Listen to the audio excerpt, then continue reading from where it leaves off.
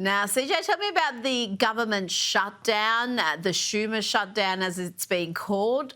What's likely to be the circuit breaker, and how concerned is the administration about this shutdown? President Trump seems to be rather relaxed about it. Here he is. Have a look at these images of him negotiating in the Oval Office, and he's got these Trump 2028 caps prominently positioned, just trolling the Democrats. How do you see this ending?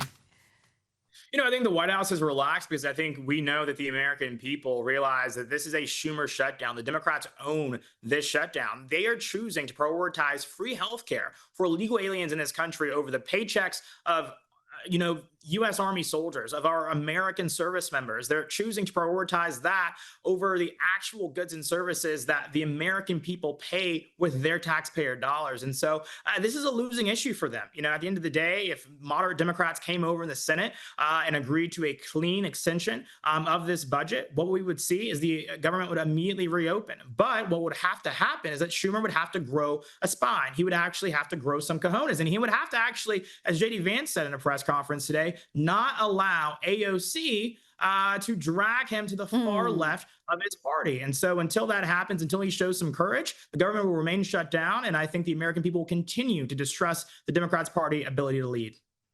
CJ, it is being called the Schumer shutdown, and I don't think Chuck likes that at all. Every Republican who's gone on TV the last 12 hours or so has called this the Schumer shutdown. What do you say about that name?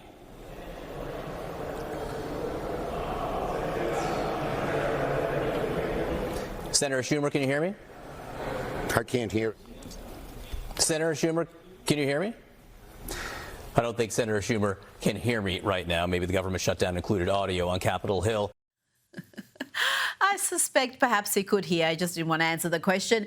CJ, before you go, the Wall Street Journal has a follow-up on the American Eagle Sydney Sweeney controversy. It turns out the CEO of the company was behind the campaign. He oversaw it and he knew it would be controversial.